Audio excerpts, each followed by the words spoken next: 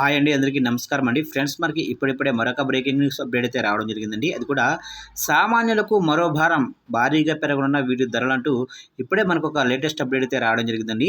అయితే ఇందుకు సంబంధించిన పూర్తి వివరాలు అయితే తెలుసుకుందామండి. వేటిపై ధరలు పెరుగుతాయి ఏంటి అనేది వీడియో ఎక్కడ స్కిప్ చేయకుండా చూడండి ఫ్రెండ్స్. అప్పుడే మనకు పూర్తి సమాచారం అయితే తెలుస్తుంది.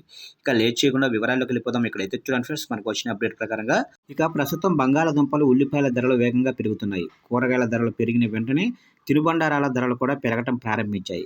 ఇప్పుడు పెళ్లిళ్ల సీజన్ కూడా మొదలైంది. ఇది కూరగాయల ధరలపైన ప్రభావం చూపుతుంది. అంటే రానున్న కాలంలో సామాన్యుడిపై ధరల భారం మరింత పడుతుంది.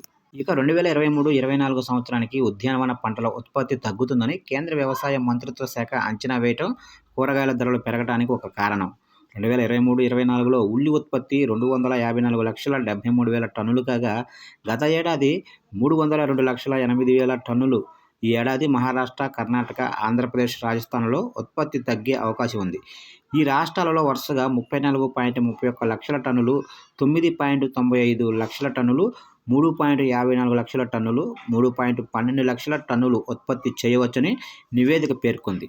ఇక నేషనల్ కోఆపరేటివ్ ఎక్స్పోర్ట్ లిమిటెడ్ ద్వారా బంగ్లాదేశ్కి 50,000 టన్నుల ఉల్లిని ఎగుమతి చేయడానికి కేంద్ర ప్రభుత్వం అనుమతినిస్తూ శుక్రవారం director general of foreign trade notification జారీ చేసింది. దీంతో శనివారం కూరగాయల మార్కెట్లో ఉల్లి ధరలు ఒక్కసారిగా పెరిగాయి. మార్కెట్లో కింటాకు వచ్చేసి 200 నుంచి 300 వరకు అయితే ధరలు పెరిగాయి. ఇక ప్రస్తుతం మార్కెట్లో డిమాండ్ ఎక్కువగా ఉండటం, ఉత్పత్తి తగ్గిపోవడంతో ప్రభుత్వం ఎగుమతులపై నిషేధాన్ని ఎత్తివేసింది. ప్రభుత్వం తీసుకున్న ఈ నిర్ణయంతో బడా వ్యాపారులు ఉల్లిని బయటికి పంపి సొమ్ము చేసుకుంటున్నారు.